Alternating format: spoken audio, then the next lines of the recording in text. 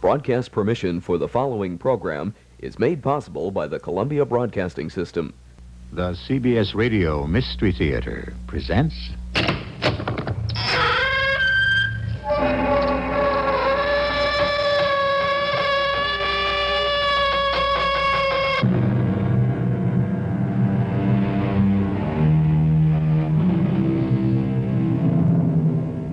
Come in.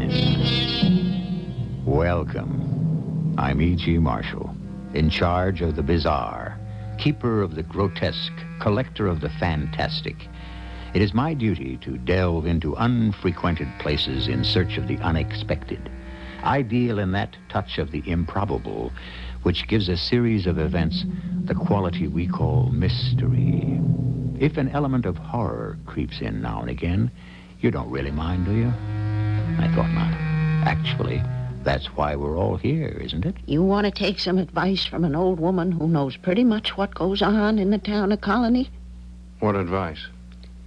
If I was you and wanted to finish my nice vacation like I planned, go round the country camping out, if I was you, I'd just get up from here right now, get into my car, and I'd drive right on ahead to wherever it was I wanted to get to in the first place. I wouldn't spend one more minute than I had to in the town of Colony.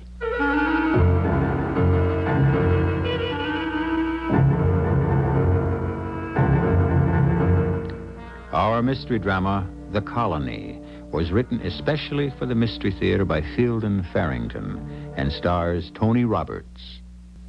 I'll be back shortly with Act One.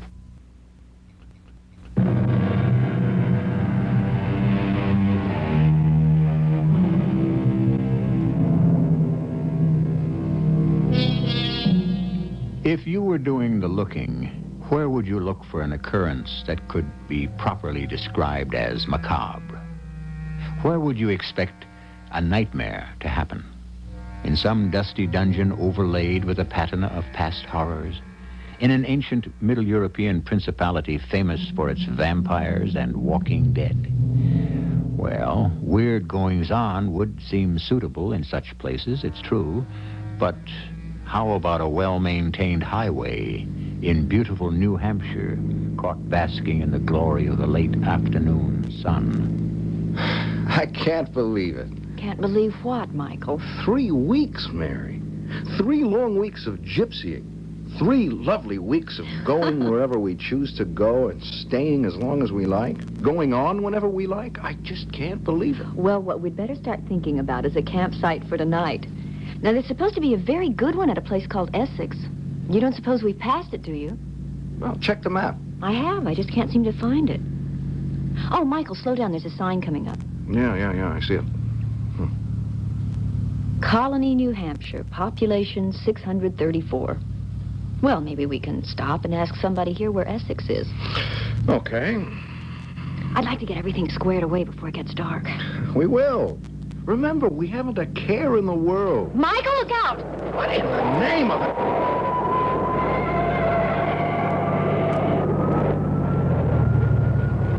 What was that thing? I have no idea. I never saw anything like it before.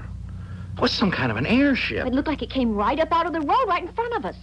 Yeah, I think it was behind that clump of trees at the turn, right up there.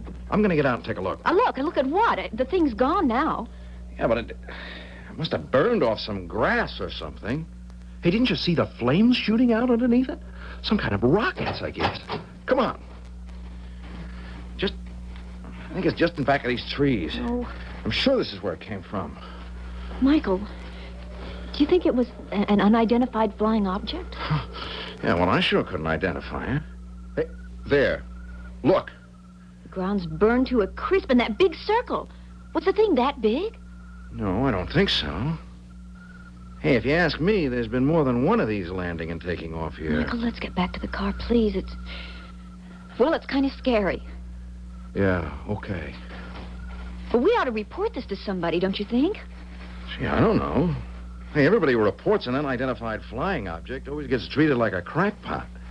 If nobody believes you, what's the good of reporting it? They'll have to believe us. We saw it. Yeah, that's what they all say. Well, we can bring them back here and show them where the grass is burned off. Yeah, there is that. Michael, that was a real thing we saw. And we don't know where it came from or what kind of a threat it may represent. Well, somebody ought to check it out. Yeah, I guess you're right. Okay. We'll report it when we get to, what was the name of that town? Colony, New Hampshire. Population 634.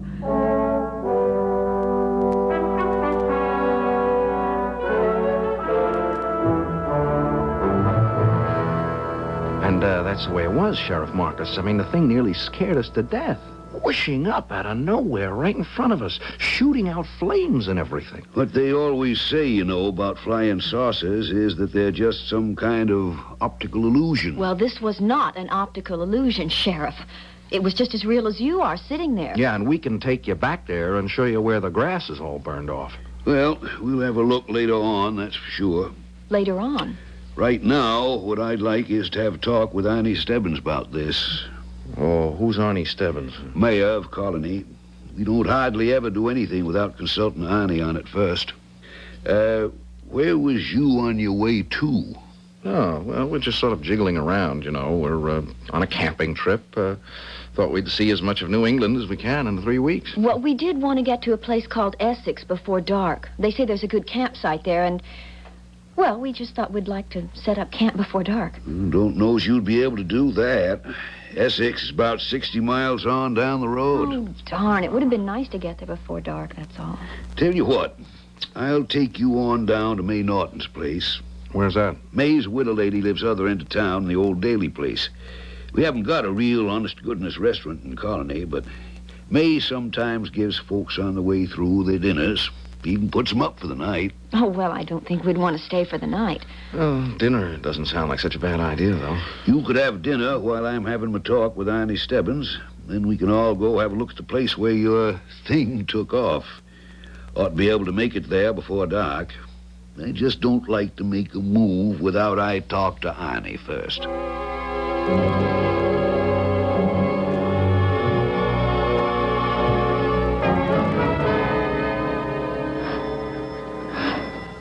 I want to tell you, Mr. and Miss Duncan, you're going to get one of the finest meals you ever ate. Mrs. Norton's a good cook, is she? Good. Never seen her equal. How do, Thad? Hello, May. You feel like cooking a big dinner for a couple of tired tourists tonight? Well, I reckon I could see my way clear to.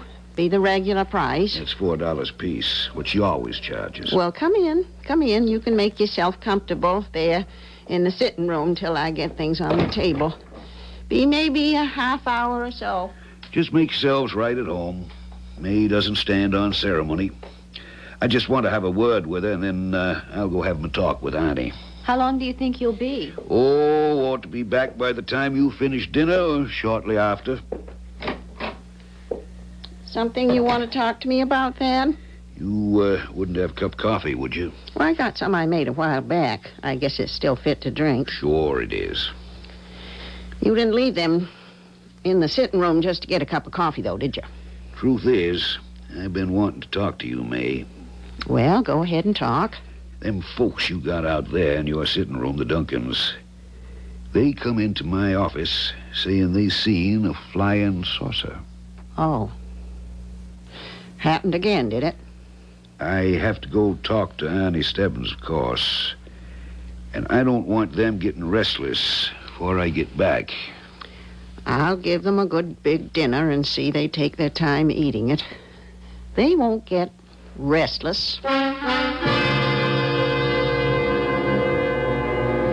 Did you think there was anything odd about the way Sheriff Marcus took it when we told him about the unidentified flying object? No. In fact, I thought he took it very well. Well, I guess that's what I mean. I think he believes us. Well, didn't you want him to? Yeah, but I didn't expect him to. He didn't even seem surprised. Well, it's just too bad there aren't more people around like him. We'd have had the whole UFO mystery cleared up years ago. Maybe. I don't know, it just seemed sort of strange to me, that's all.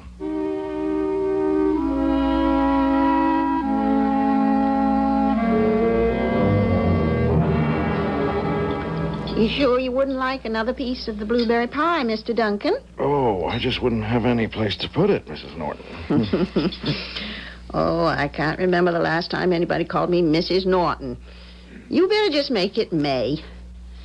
Well, if I can't get you to eat anything more, why don't we just take our coffee into the living room while we're waiting for Thad to get through chewing the fat with Annie? And I'm kind of surprised it's taken him so long. Oh, things don't move very fast in Colony, Mr. Duncan. A couple of old town people like Thad and Annie get to talking. They could go on half the night. Maybe you'd like some of my blackberry brandy? Oh, no, thank you. I don't think so. Oh, I feel fine just the way I am. So, you seen a flying saucer, did you? We sure did. How did you know that?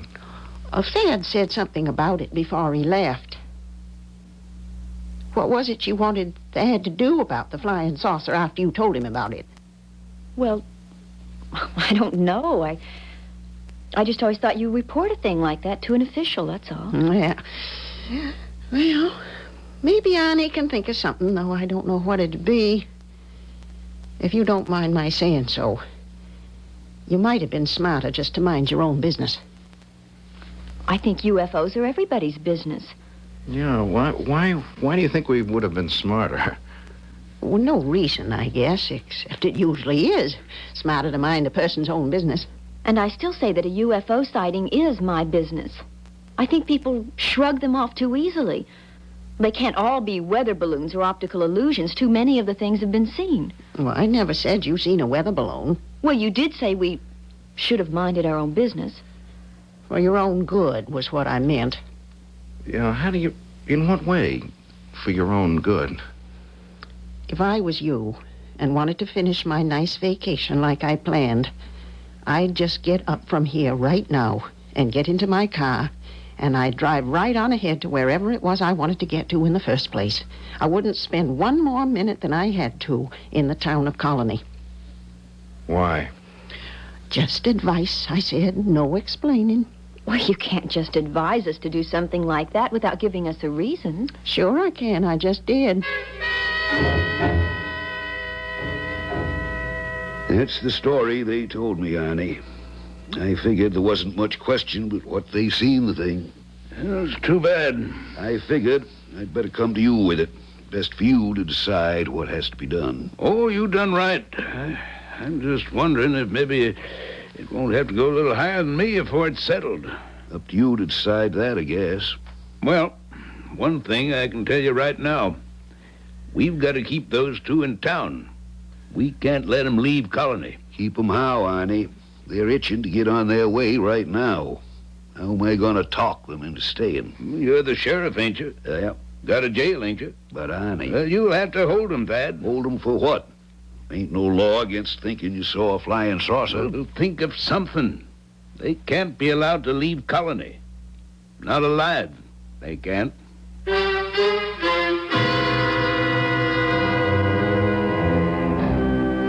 A quiet drive along a peaceful New England road has led to a UFO sighting. And the UFO sighting has led to danger for two innocent people. So much for the idea, if anyone had it, that you must go looking in the wilds of Transylvania for improbable and dangerous happenings. Start being careful right in your own home, while waiting for me to return shortly with Act 2.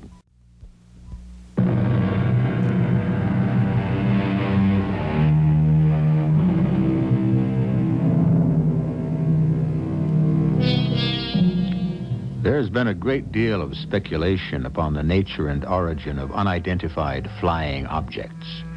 The speculation has led to a wealth of conjecture, but a remarkable dearth of answers. Many reasonable, thinking men and women believe the UFOs to be very real. At least as many others believe them to be figments of mass imagination. Our story doesn't pretend to offer an answer.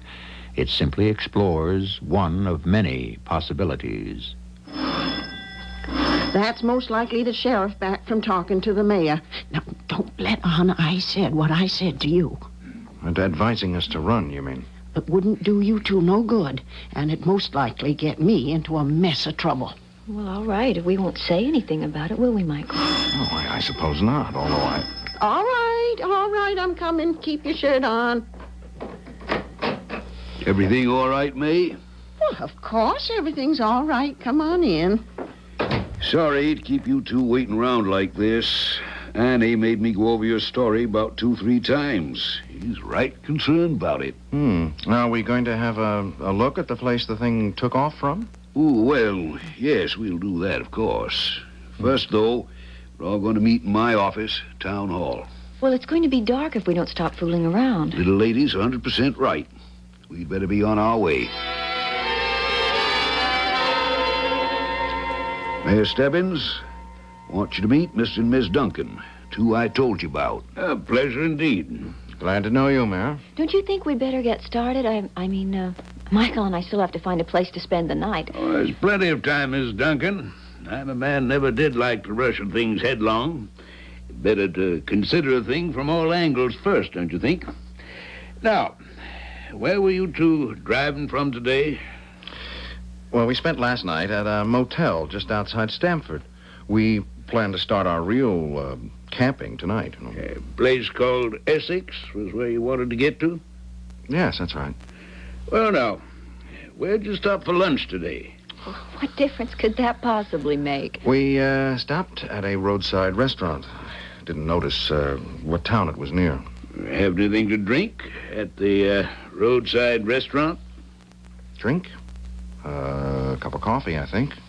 No alcoholic beverages?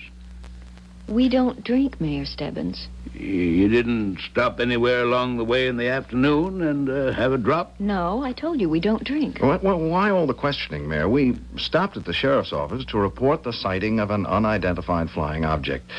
Why are we being questioned? Well, I'll tell you how it is, Mr. Duncan. Thad and I take our responsibility to the town of Colony right serious. Yes, so? One of the things we will not tolerate is drunken driving. I couldn't agree with you more, sir, but what has that got to do with us? Well, I'm the kind of man, Mr. Duncan, that likes to keep both feet on the ground. I believe half of what I see and very little of what I hear. So, when it comes to saucers, I never seen one. Neither did we, sir, until this afternoon. And you're sure you saw one then? Yes, sir, quite sure. Thad, you remember the time Roy Beecher thought he saw a flying saucer? Drunk scoot he was at the time. Spent the night in jail and had a good laugh at himself the next day for thinking he'd seen a flying saucer. I remember it well. It's been my opinion ever since that anybody thinks he sees a flying saucer, he's been drinking too much. That's all there is to it. Flying saucer, too much booze. This is ridiculous. You're accusing us of drunken driving? I got no choice. You claiming you saw a flying saucer and all. But I tell you, we don't drink. We never drink. Don't you have some kind of a test? Blow up a balloon or something like that? Too late for that now. Might not have been when you first came in, but it is now. Hey, besides, you've had one of May Norton's monstrous big suppers on top of whatever it was you had to drink this afternoon. So, best you just spend the night here with us, and we can talk more about it in the morning. Spend the night here with you? We've got a right comfortable jail here. Right back there, through that door. Are you suggesting that my wife and I spend the night in your jail? Not just suggesting it, Mr. Duncan. That's the way it's going to be. Michael, Michael, that gun. Sheriff Marcus, you are going to be very sorry you drew that gun. Maybe so. Meantime, you two just go on back through that door, and we'll get you tucked in for the night.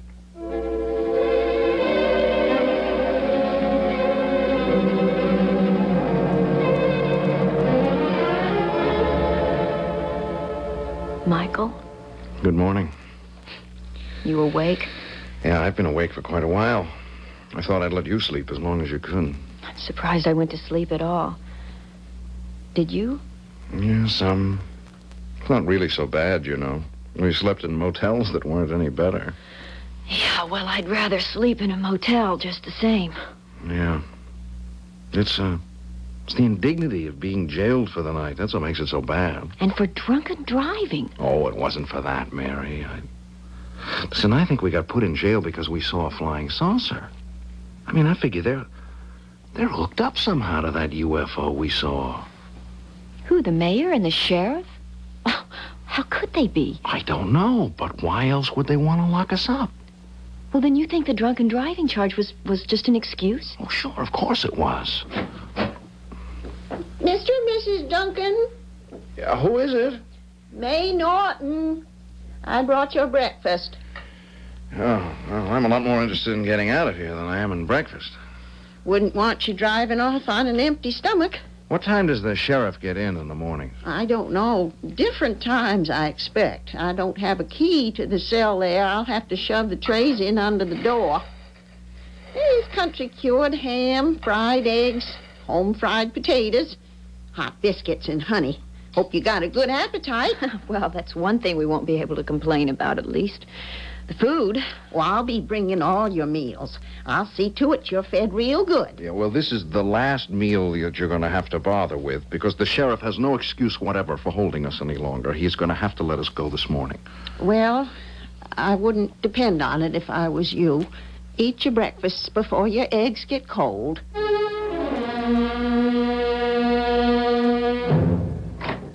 You busy, Annie? Oh, come in, Thad, come in. You been in to check up on our guests this morning? Ain't been to my office yet. Don't know as I'll get down there for a while. Kind of embarrassing. You decided yet what we're going to do about them? Yeah, I reckon so. We'll have to check it out first, of course. I don't feel comfortable about it, Annie. Any special reason? Well, this young couple, they're the kind of folks that's likely to have a whole slew of friends and relations fretting over them if they don't show up where they're expected. How long a vacation they on? 3 weeks, I think one of them said, just starting, too. Just kind of meandering around, camping wherever they happen to feel like it? That's the idea I got. No advance itinerary? Wouldn't think so. Well, then I don't see we got anything to worry about. Sooner or later, their folks are going to be out looking for them. Thad, we're going to have to convert them. We're going to have to take them over and keep them here. It's the only way.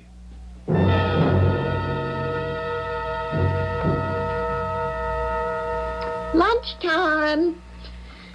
Start you off with some nice clam chowder. Where's the sheriff? Well, I couldn't rightly say, Mr. Duncan. I did see him over at Harry's Diner around 10:30 or 11, but where he's Well, we been haven't now, seen a soul all morning. I mean, except for you, there's been nobody in here the whole day. Well, I reckon he must have had business somewhere. Well, the sheriff has got no right to keep us in jail, and we want to get out. Hey, I have the right to make a phone call. Now, I should have been allowed to make a phone call last night. Oh, it looks like I'm going to have to tell you the whole story. What whole story? Here, just let me shove your lunch under the door here. You can eat while you're listening. I don't want to eat anything. Might as well, Michael. Well, what story are you going to tell us? Well, it started a couple of years ago. What started? Well, that was when they first landed. The flying saucers. Do you mean flying saucers have been sighted here before? Oh, my, yes. I was sitting out in my front yard there, shelling peas. I recollect like it was yesterday.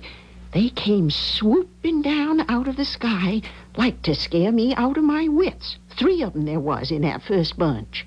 I knew there'd been more than one landing in that place. I seen folks coming out of their houses looking toward where they'd landed, you know. So I put my pan of peas to one side, and I started walking in that direction along with the rest of them. Well, it's a funny thing. What? What funny thing, May? Well, there's a spell there where everything was real mixed up, and I don't remember very well. You don't remember what? Well, for one thing, what they looked like. Who? The folks, those things, whatever they was, that got out of those flying saucers.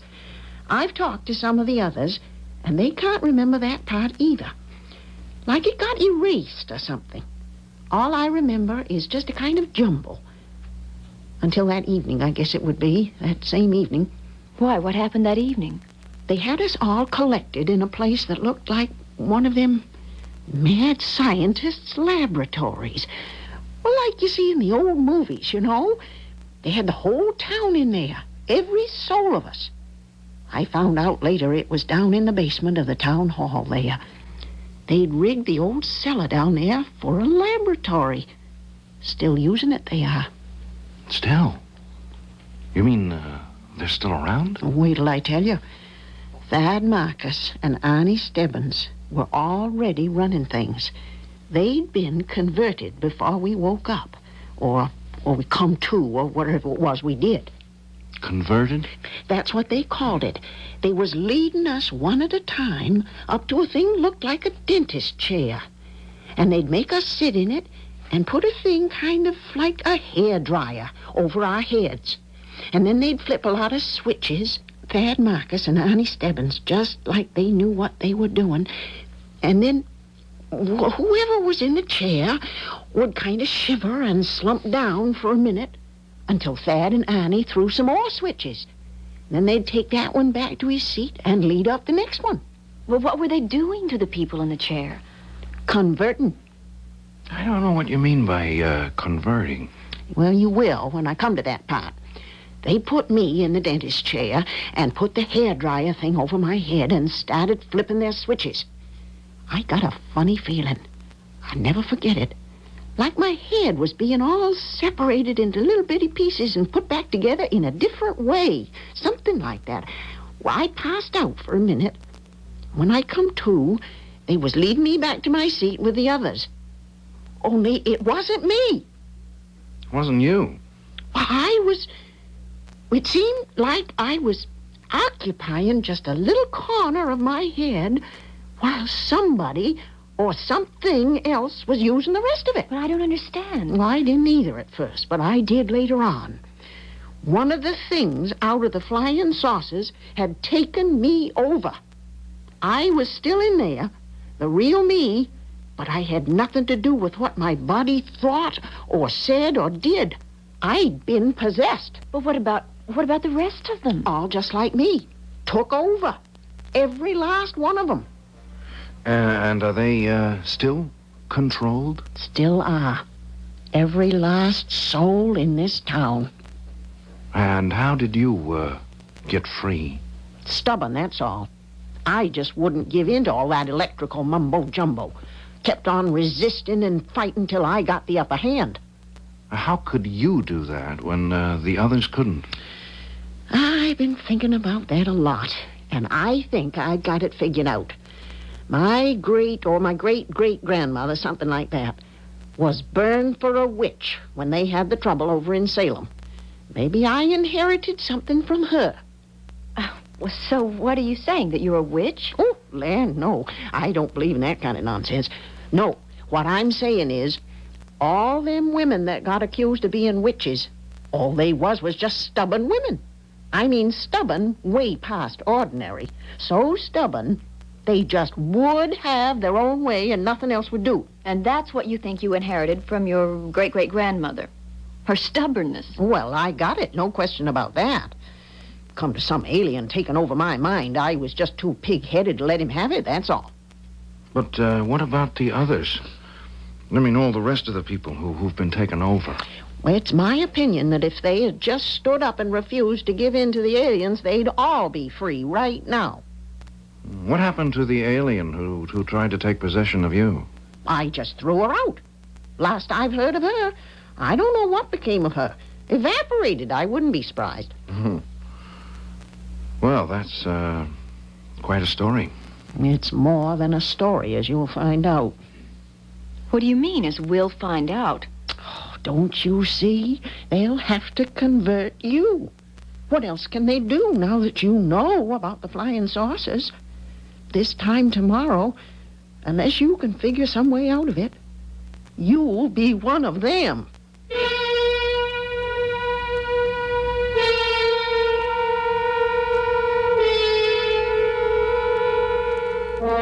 What could be more terrifying than the prospect of having your mind and body taken over by an alien being? then being left with nothing of your true self but a small, impotent corner of awareness. To be forced to watch helplessly as your own body performed deeds you found unspeakable. This is what may confront Michael and Mary Duncan when I return shortly with Act 3.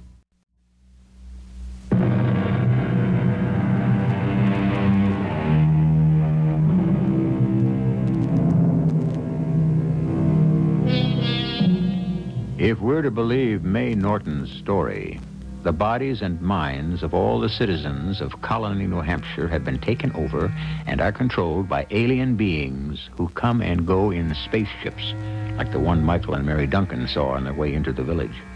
Michael and Mary are being held incommunicado in the Colony jail and are, again, according to May Norton, slated to be taken over themselves by the aliens. They can't do it, can they, Michael?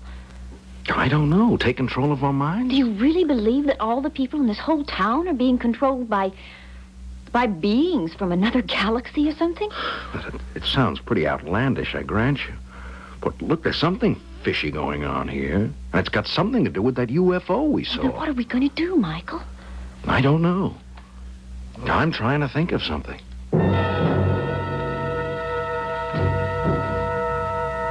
You, made up your mind, Annie, about them, have you? Yeah. Been in touch with the folks up on the mothership about it? I had a long talk with them earlier this morning. They agree with us that there ain't nothing we can do but take over the Duncans. I just wish I could feel more comfortable about it. What exactly was decided? The ship's sending down the 2 new colonists around 8 tonight. I figure we can have the takeover down in the lab around 8:30. Sound all right to you? Sounds fine. Sooner I get them 2 out of my jail, better I like it. Where'd you figure on putting them up? Well, I thought about letting them have a couple of rooms over at May Norton's place. She's just rattling around in that big old house all by herself. All that extra space just going to waste. Good idea. Wouldn't hurt to have somebody keep an eye on May anyway. She's still making trouble, is she? Kind of halfway subversive talk. Nothing anybody can put a finger on. I'll schedule the takeover for 8:30 tonight. We'll have everybody in to witness it as usual. All down? Every man jack of 'em. Want me to let them all know? I guess you better, yes. Tell them 8:30 sharp. We don't want to waste time waiting for anybody.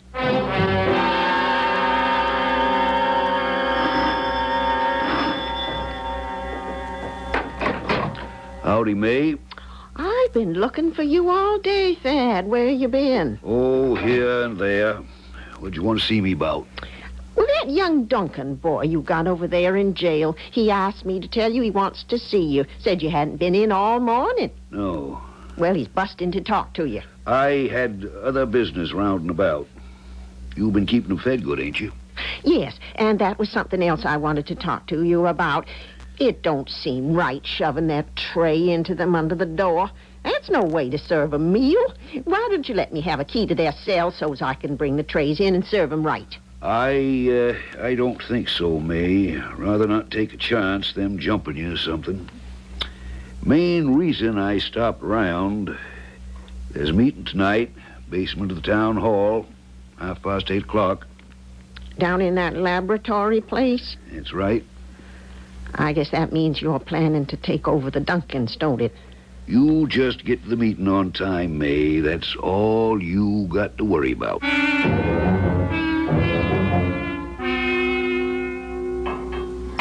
Michael, what are you doing? I'm just checking to see if there's a loose bar anywhere. I want to get out of this place. Oh, escape. I mean, that's a little melodramatic, isn't it? Well, damn it, we could rot here, Mary. I mean, with May bringing us our meals, there's no reason why the sheriff would ever have to come around. I don't know. In view of what May told us, I'd just as soon he didn't. What do you mean about aliens taking possession of us? Yeah, I've been thinking about that. Do you believe it? Well, I mean, we saw a flying saucer, or whatever you want to call it. I mean, we're being held in jail here for nothing. Are the aliens any harder to believe? Yoo-hoo, it's me again. May? Supper time. Pot roast and mashed potatoes tonight. Have you seen anything of Sheriff Marcus? Thad? Sure, I saw him.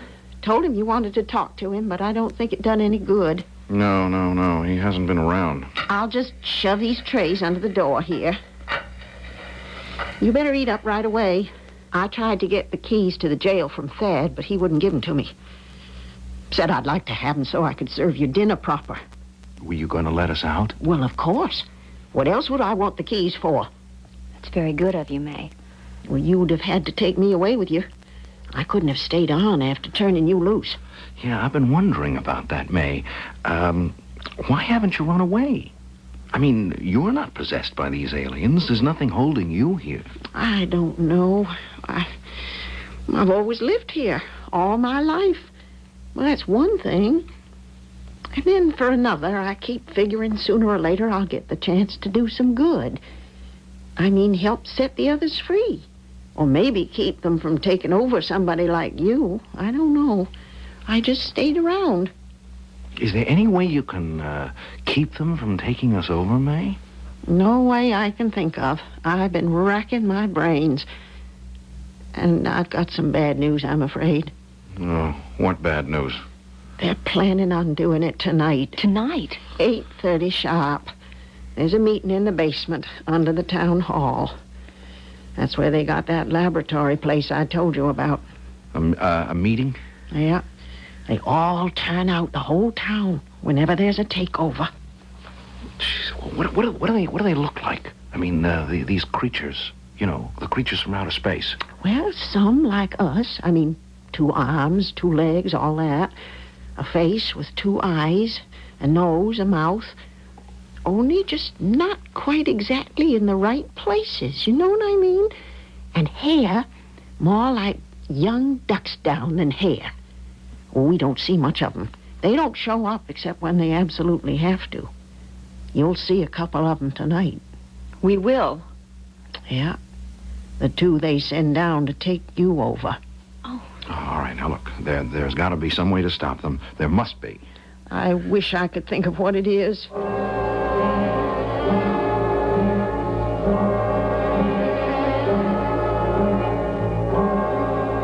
What time is it, Mary? I've let my watch run down. 10 after 8. Michael, they'll be coming for us soon. All right, now look, when they come, I imagine it'll be the sheriff. Don't make a fuss of any kind, you know. Don't try to hold back or anything like that. Why not? Well, I want the sheriff to be as favorably disposed toward us as possible. I'm going to ask him to let me make a little speech before the changeover. What kind of a speech, Michael? Well, I think it's just as well you don't know in advance, Mary. Have you thought of a way to keep us from being taken over? Well, maybe.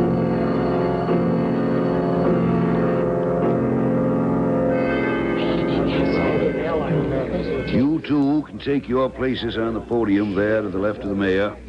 I'll be sitting just to your left. Why do we have to be on the stage?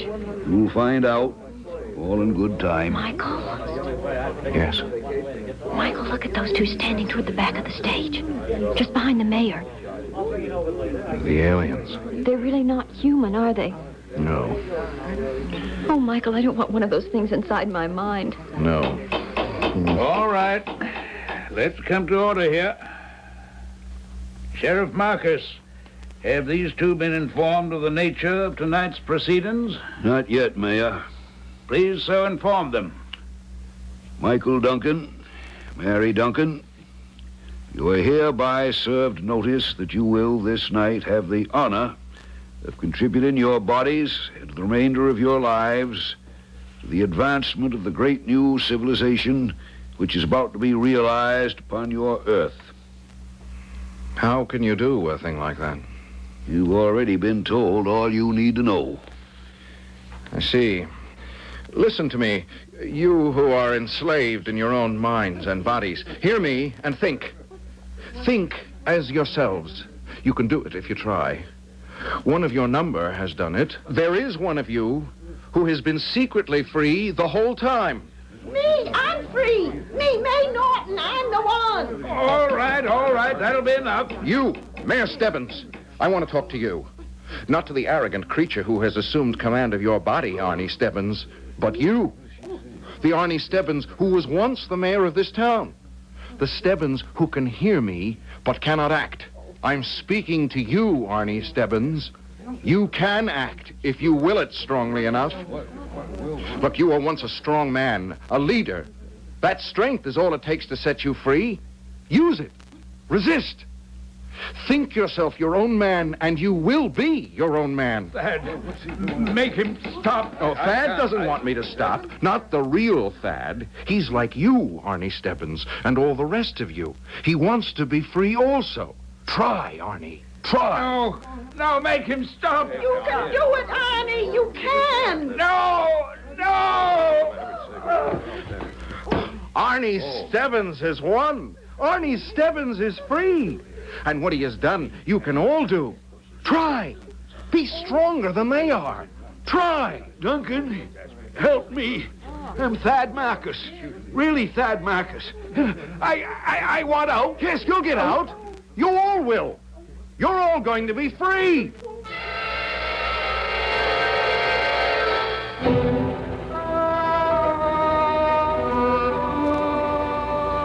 It ain't quite 24 hours yet, Mr. Duncan, and more than half of 'em's free already. And them that ain't are harboring some mighty sick aliens. You think they'll all be able to free themselves? Every last one of 'em. No doubt in my mind whatever. Where? I mean, I just wondered what happens to the aliens when they're cast out. I don't know. They're out. That's all I care about. We'll be all right here, Mr. Duncan. You two can go ahead with your trip now. You don't think we ought to stay until they're all free? I don't think there's any need for it. We're all right now, or soon will be, all of us. The only thing that worries me... What, there's still something, May? I can't help wondering how many other towns they've got, the way they had Colony.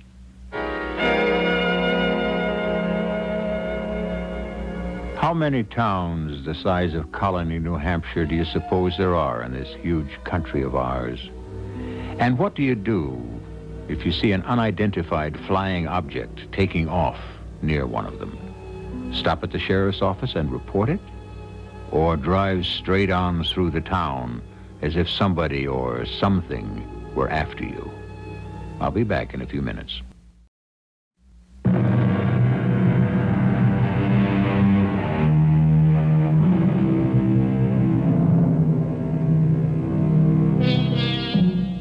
Colony is just another small New England town these days.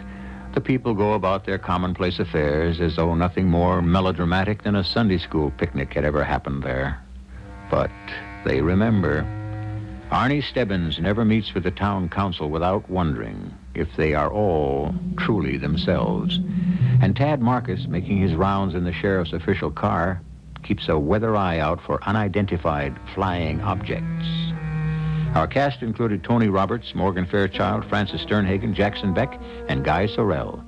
The entire production was under the direction of Hyman Brown. Radio Mystery Theater was sponsored in part by Buick Motor Division and Sign-Off, the sinus medicines. This is E.G. Marshall inviting you to return to our Mystery Theater for another adventure in the macabre. Until next time, pleasant dreams.